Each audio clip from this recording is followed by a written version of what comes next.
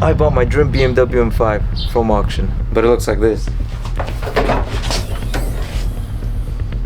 We got to this point because of this.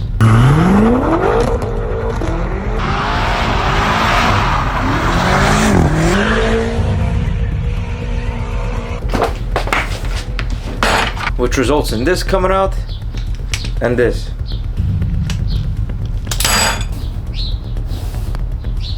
After what felt like an endless amount of doom scrolling through Copart listings, I came across this Shakir orange, clean title, decade-old BMW. After convincing myself I'll get it for a bargain and it'll be the cheapest one in the world, I did what any other reasonable person would. I bought it.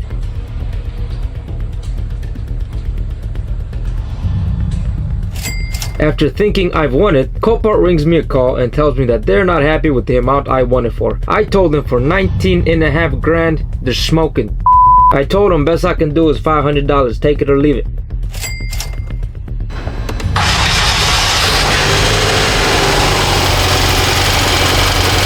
I forgot to mention, it came with just one problem. There you guys go, that's what rod knock sounds like, So the motor's toast. So, what's next? We gotta get this whole thing out. The only problem is, we don't have a whole lot of space, but we're gonna use this. So in its current state, we do have the front end off. We are a bit closer to getting this thing out, but there's still a whole lot of stuff to do. We have to disassemble everything on top, remove everything from the sides, everything underneath. Now typically you don't remove an engine like this, but in my situation, since we don't have a lift or we can't get the vehicle high up enough, I can't lower it from the bottom. So typically the front end will stay in place and the motor with the transmission just comes down and forward. But I can't do that here because we don't have space. So we're gonna work on disconnecting as much as possible, hopefully getting this thing out today, and yeah, we'll see how far we get. In order for me to even take a look at what the internals look like, I would need to either rip apart half of the stuff on top or the valve covers blocking the coil packs, to then remove the spark plugs, to then fit a camera inside the cylinder to see what that looks like, or begin by removing the lower and upper oil pan with everything in the car, then get access to the bottom end where the crankshaft and connecting rods sit. But this activity will be performed laying underneath the car for hours while getting baptized by engine oil. Neither of these options seem appealing to me. So knowing what I know from past experience, we need to strip everything down to the core, to the bare block, but it is a lot easier with the motor outside of the car. Last video we've checked the oil and filter. They did oil change, bro. And they were brand new, which makes me think that's the only reason it still runs and isn't seized. My guess is that the previous owner's insurance had him take it to a shop or dealer to get a quote, and then the customer paid for a fresh filter and oil after the mechanics drained it for diagnosing the issue. That's the only thing that makes sense. Or maybe the previous owner was just desperate, thinking an oil change and filter replacement will fix his issue. To start off, let's disconnect whatever harness from the rest of the car runs into the engine. Let's start on the passenger side because I see a fat wire loom that runs up underneath this trim panel.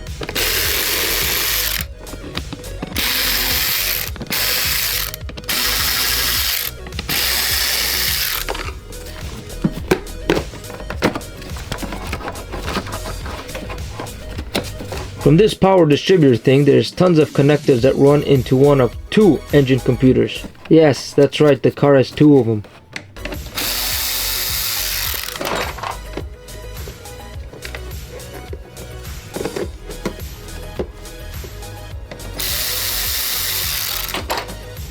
This current distributor provides communication to the engine and provides battery power for the engine to not only start, but to keep running.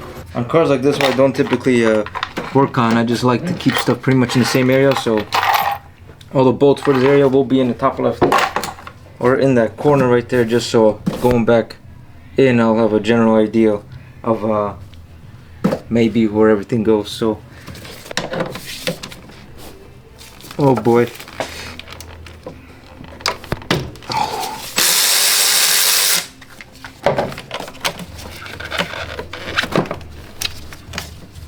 The way I typically go, I mean, obviously I haven't dropped all the engines in the world, but the more you do it, the more you kind of see what's supposed to get detached or what's supposed to come with the engine. So I just kind of run around or run across the edges or whatever to see what something may look like it's, you know, staying with the car or coming down with the engine. So this right here, for example, it's a big AC line. You could see it tucks away something into the engine. Obviously there's an AC compressor, so more than likely this line has to come off and be stuck with the car. Compressor's right there. Makes sense that the hose runs down that end. And yeah, I mean, even for me, this motor's pretty intimidating just because there's so much stuff. I mean, it's maybe I just haven't dropped enough German V8s in my lifetime, but this one is, it's, you guys will see. When last time I did a similar engine of this, I think the harness unraveled like 5 times around the globe. So harness is huge, and as you can see, a million connectors on just one side of the bank. I like ratchets like this because you could break things loose by hand and then you could zip them out. Otherwise, if you just go impacting a bunch of stuff, you're breaking things. And also, as you can see, I like to put stuff back. I want to have as minimal bolts as possible. So stuff like this, put them back, put them back. Obviously stuff that is out the way. This I'm going to thread back in into the AC line that once this comes out, goes right back in, just to have as little amount of stuff to worry about as possible. Once this engine's disassembled, there's going to be a million screws. So this side seems to be done for the most part already, the least complicated side. Now we could go ahead and work on this side. As you can see, I don't even know what I'm looking at, but yeah, we'll start chipping away. Now that the passenger side is freed, we need to do the other side as well, but this one is a lot worse. Everything is insanely crammed, and it's even hard to distinguish what's part of the car or what's part of the engine. Now let's try not to get sprayed in the face with fuel. Put the safety clips back in. So this power steering, our power steering rack comes with the car, or with the engine when we lower it. So for now, either we could keep it on here or maybe disconnect the hose. We'll see, we'll figure it out. So that don't want to come off, so we'll bring it down with the engine. Fine with me. Secure this somehow so it doesn't get caught later.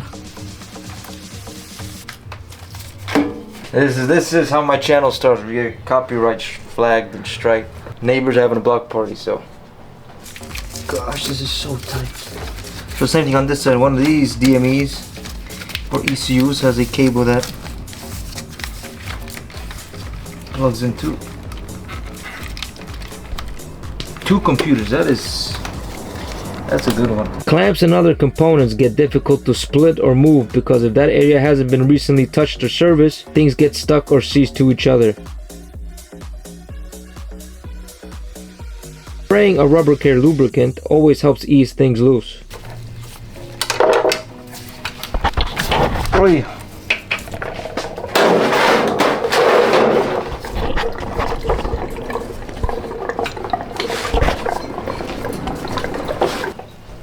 Top is done, bro. Top is done, I believe. Nothing else left. By the look of it. I need to double check everything and make sure nothing has been overlooked. I can't afford any additional costs due to my negligence. Up top seems like it's freed, and I don't know, for the most part not holding anything. We need to get rid of the suspension components, swing them out to the side. Whatever needs to stay with the car will stay. Whatever comes down will come down. Now I need to go ahead and loosen the brake pads because they are clamping the rotor. Without loosening the pads, the caliper will be very hard to remove. The caliper is going to stay with the vehicle, like the chassis itself. I just find it easier like this because you don't have to get brake fluid everywhere and worry about bleeding the entire brake system if you decide to take the caliper down with the engine.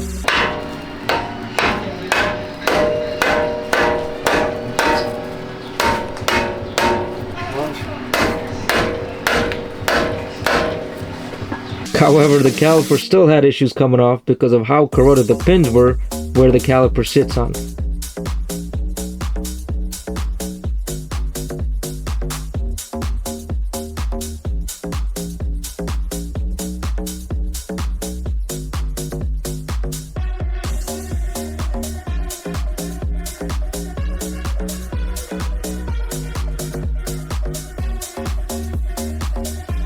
The rotors will be coming down with the wheel hub carrier or knuckle, whichever one you prefer.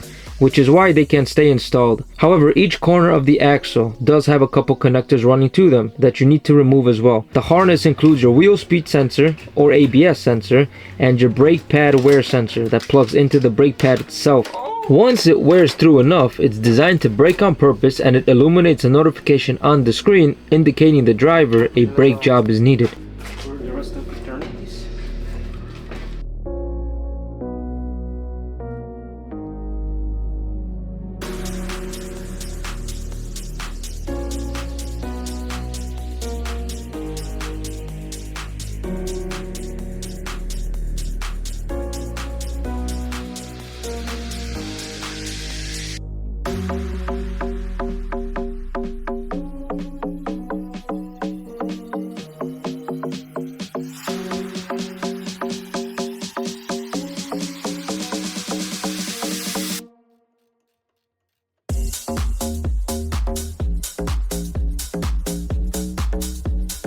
The suspension components that need to be disconnected are the sway bar end links, the lower part of the strut tower, and the upper control arm. Leaving the spring with the strut on the chassis is a lot easier because when installing the engine and subframe, it's a lot easier to not have to line that up.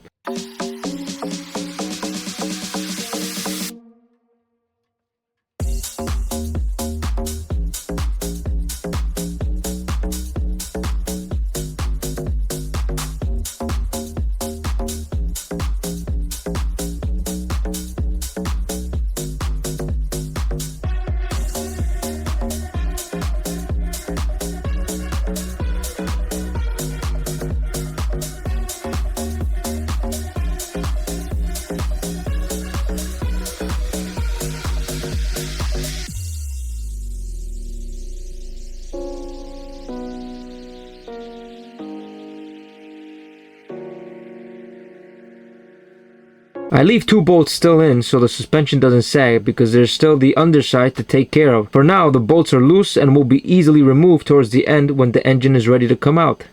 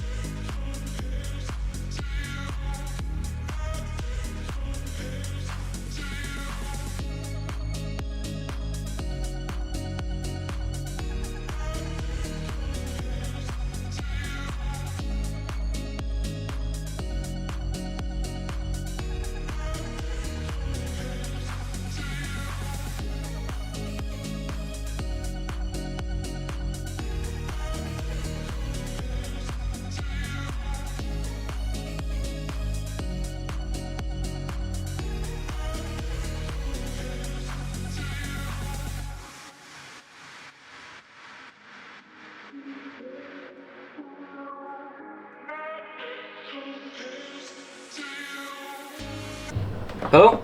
Yes, I would like to place a complaint in the engineering department, please. Now that that's finished, pretty much the sides are ready to drop. The suspension and calipers and all that stuff is free of being pretty much held up to the car. The only thing left is underneath, so this is the part I've been dreading the most. I pretty much have to lay underneath, half crouched because there's no space, to be honest, and we're gonna remove the exhaust. I need to disconnect the transmission from it being held up to the car.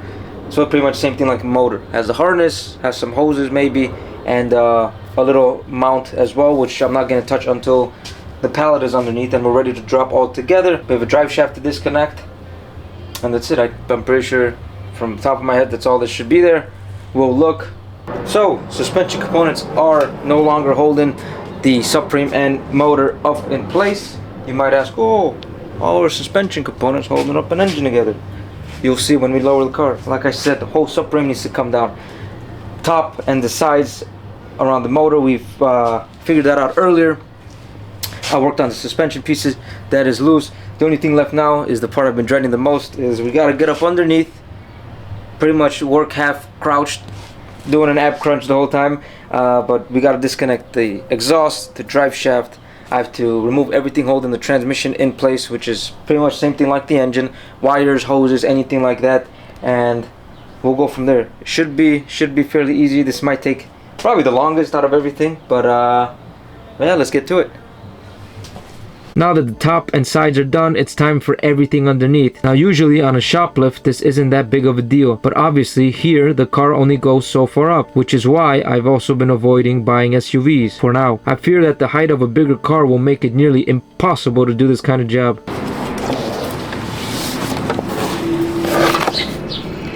Now for the worst part of it all. I begin by taking a quick look at what I should start removing first.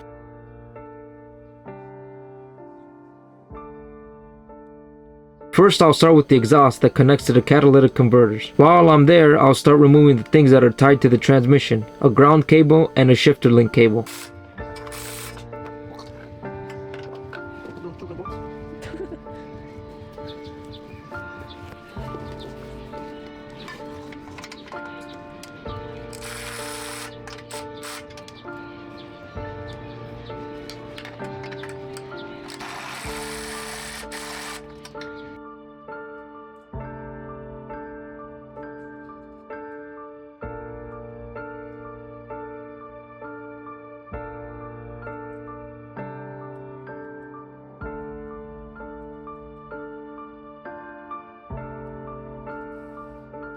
Without the ground connected, the car will actually not stay running, so when going back I have to make sure that this is good and tight before ever attempting to start the car.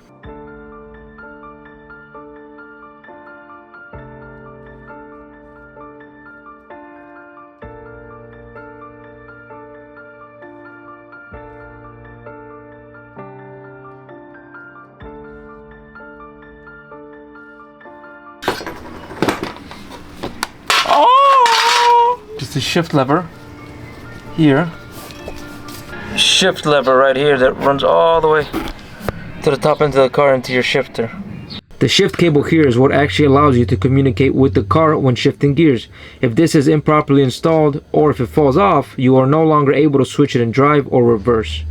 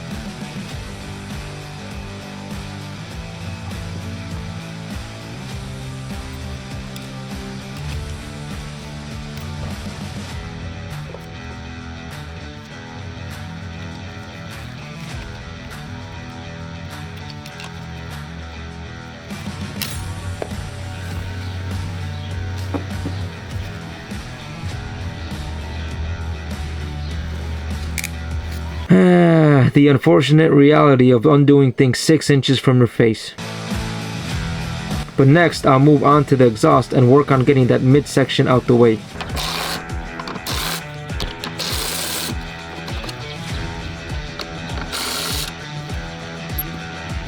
Really quite huge. The 5-4 inch exhaust right there.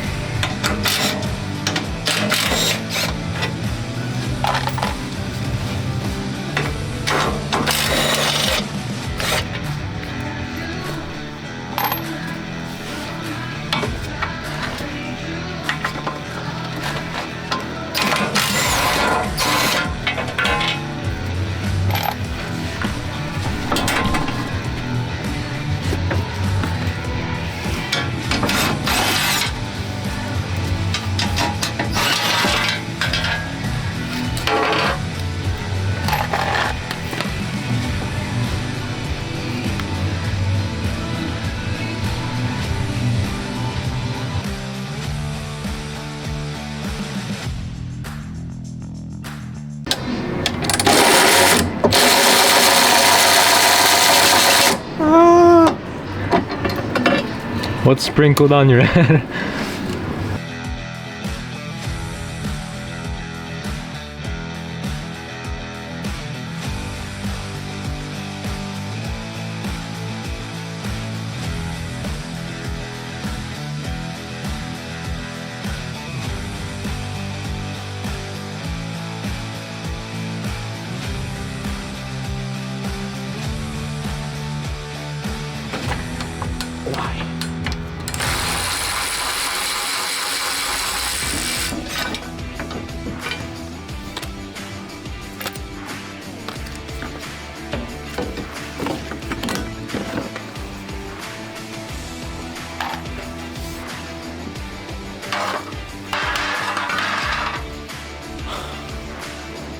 Now that some of these rear strut braces are out the way and the exhaust moves freely, I can remove the sleeves that connect the mid pipes to the rear mufflers.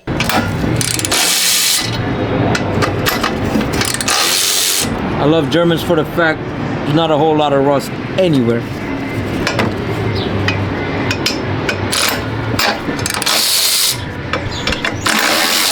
And then the only thing keeping it in place is a bracket which I left on purpose so I don't get hit in the face with 4 inch diameter pipes.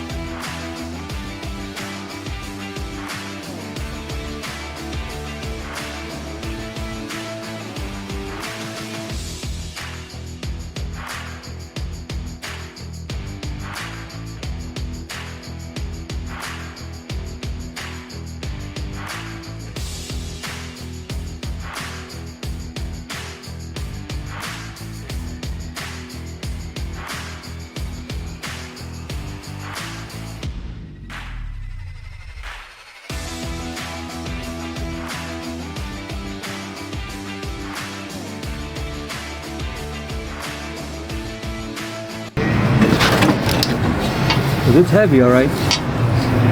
Heavy as hell.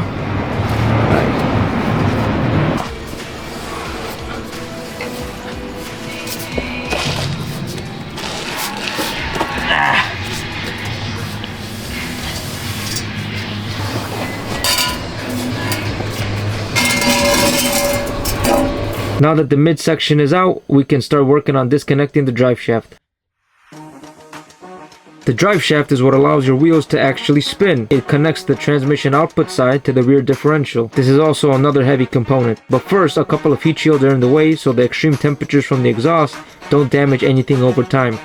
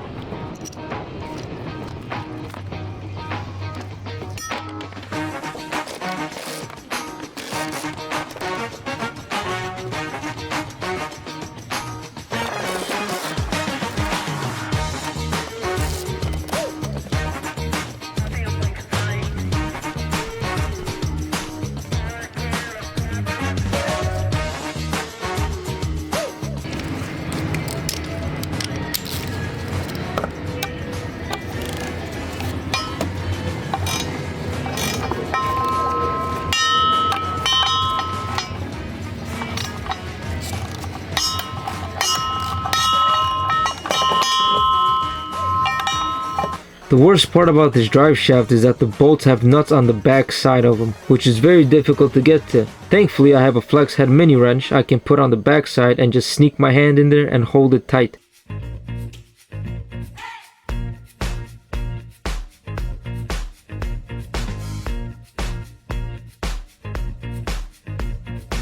It is also a good idea to leave the car in neutral so you're able to free spin the shaft to any position that is easier. But this car kept acting funny because it kept applying the parking brake over a certain amount of time.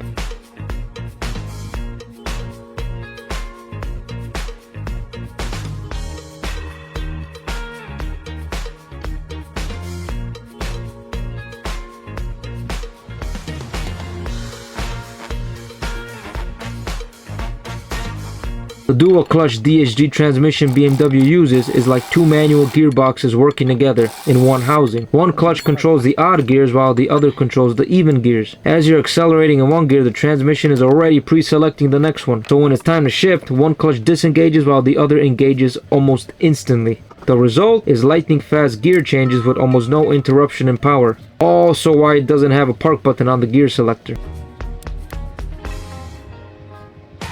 I think I took the wrong ones off. I think the black ones have to come off. There's a thing with these cars where the rubber vibration dampener stays on the trans, gets seized on. It's pretty much impossible to take off.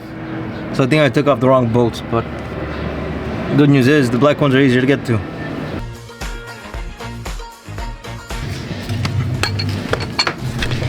We got the right ones, boys. After having another look, turns out I took out the correct ones after all. I took a pry bar to it, and the shaft popped out the splines just how it should. However, it is not loose, but it's kinked and stuck on the transmission cradle, so I'll leave it in how it is, and it'll just fall on its own when removing the engine. I just need to remember to seat it back on the transmission mount whenever we are ready to put the fresh build back in. Now it's time to disconnect the steering shaft from the actual power steering rack. This shaft is what allows you to control the car in which direction you would like to turn, left or right. Too much. Stop. A little more. To the right or left? Right there's fine.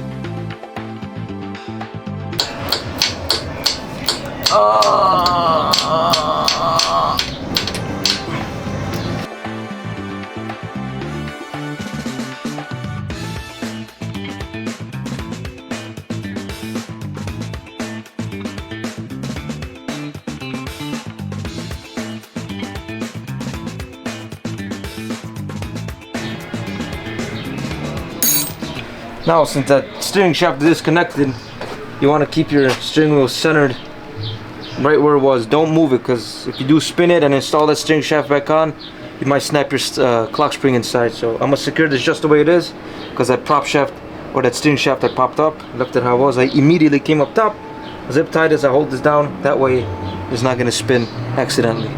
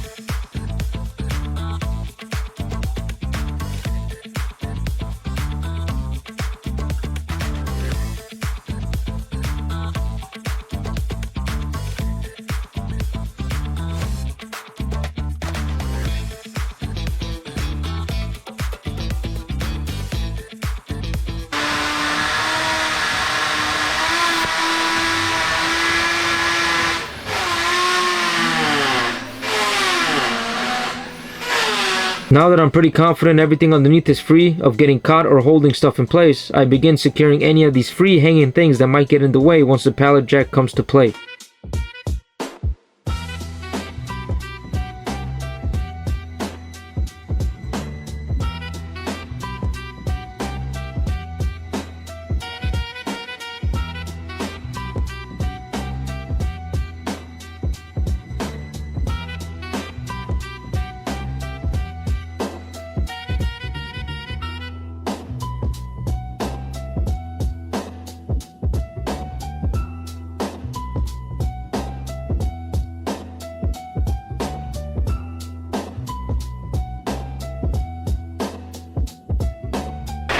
Hi. That works. Did I crack it? Are you recording? Yes. Women. We're getting close. It's time to loosen the subframe bolts. I'll keep them in for now because if I take them out completely, the engine will fall on the ground. So we need to just get them as easily accessible and as loose as possible for now. This makes lowering everything a lot easier once it's time.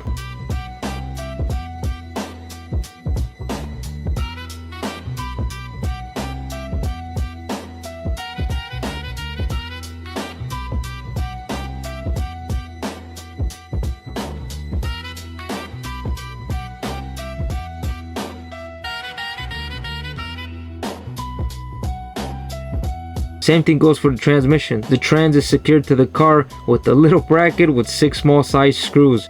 It's safe to take 4 of them out and just leave 2 in for now.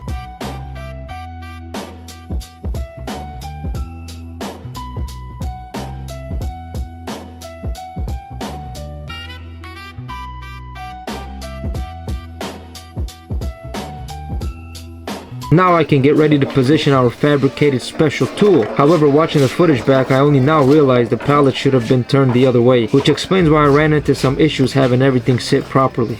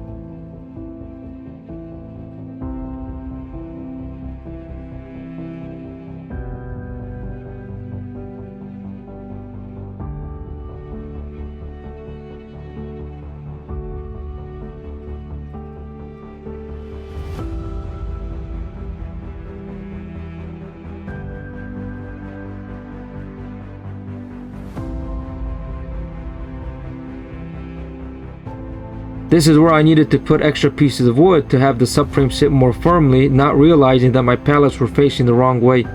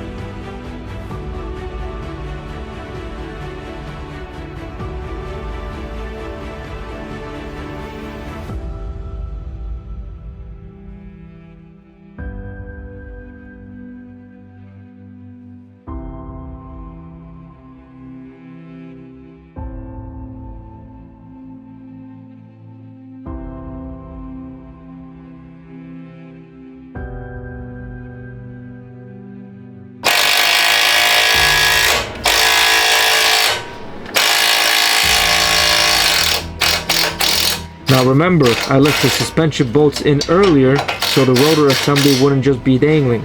It's time to take both sides out and finally loosen the knuckle completely.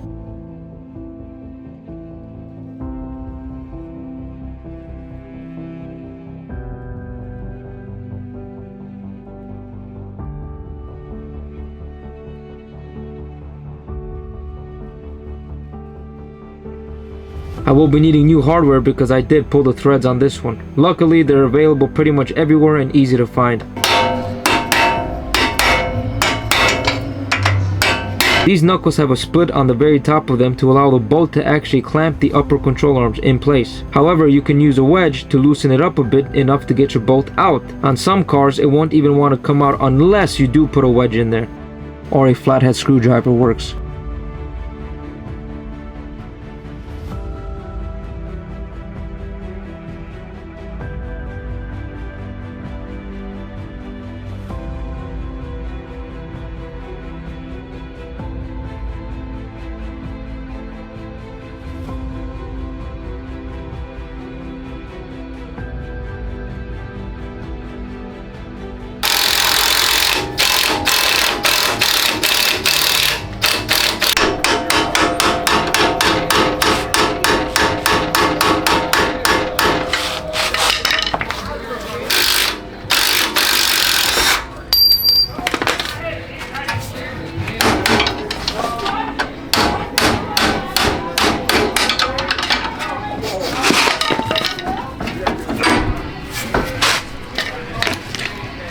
Now here is where loosening the subframe bolts earlier comes into play. I'm able to zip them out without struggle because we broke them loose not too long ago. But remember, the moment all of these bolts come out, the cradle and everything in it falls.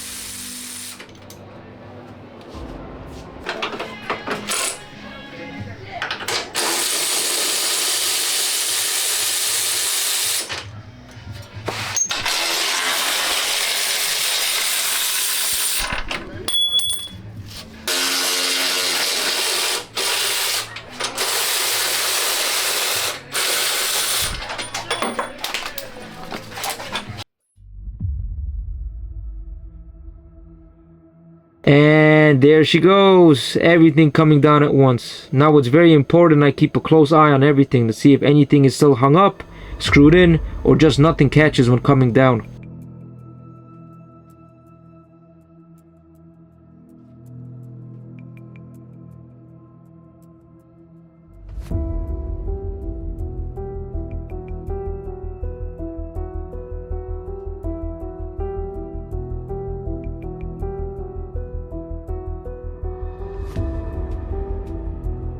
I like to shake the engine to feel and see if it may be catching on anything.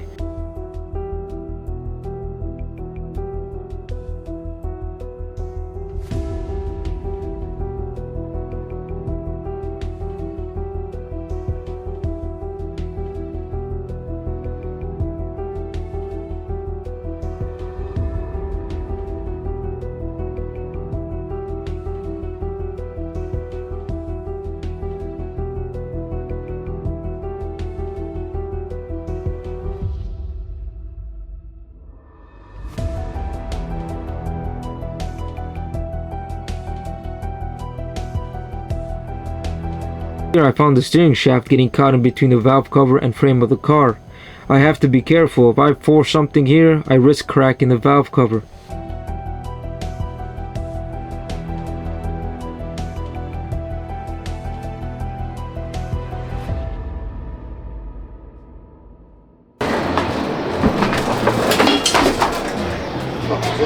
Drive shaft? Drive shaft fell?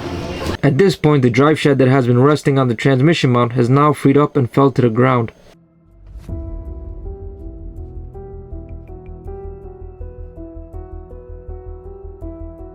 If it wasn't already obvious enough, everything is all very tightly compacted and installed, leaving almost no room for error. It's engineering like this that makes you wonder how any of these repairs are even supposed to be performed with everything in the car.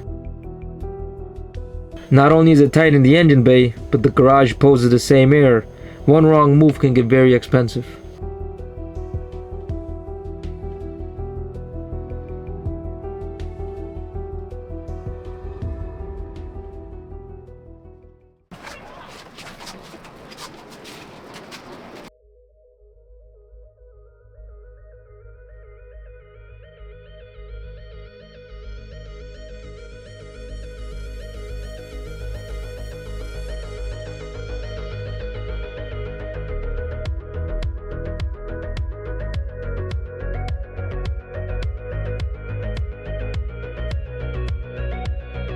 The thing is finally out. We've done it. Everything went a lot smoother than expected, and man, I couldn't be happier looking at this thing sitting here. Still, sometimes doesn't feel real that the car is mine and I own it. However, the work is only just beginning. I need to zip tie the knuckles in to avoid any damage to the car or any shin splitting injuries.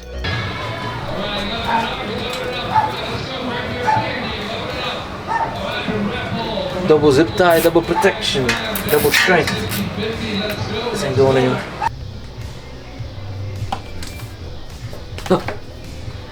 We've done it. The damn thing is out. The whole assembly conglomerate is sitting out. It's out of the vehicle. Yeah, it really wasn't too bad. Went very smoothly. Could have ran into a lot more issues than we had. The only thing I did damage is a little connector I missed. It is a connector, seems like, for the power steering, some sort of little piston, or maybe an actuator, helper motor, some deal like that.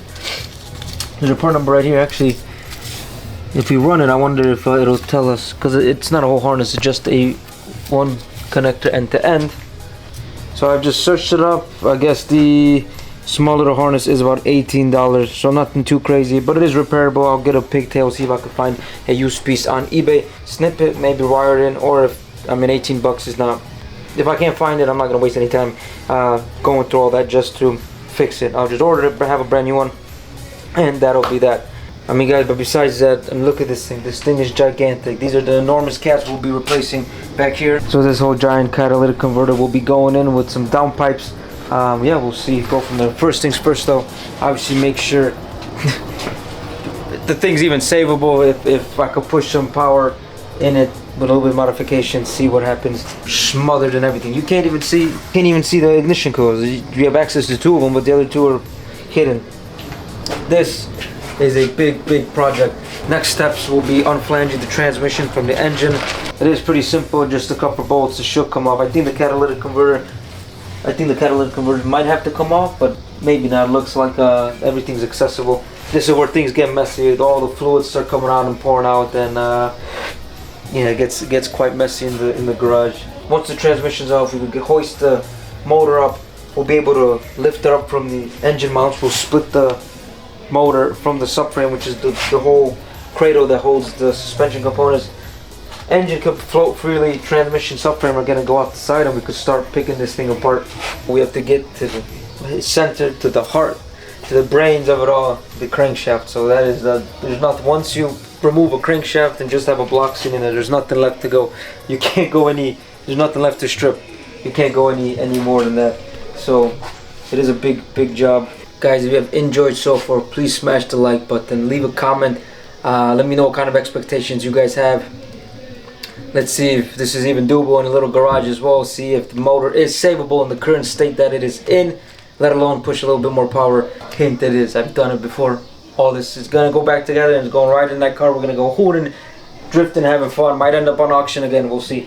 But if you guys are feeling extra generous, smack the subscribe button, stick around to find out, follow the journey, see what the outcome is, what the result is, and for more projects in the future, so you guys won't miss that if you're enjoying the content.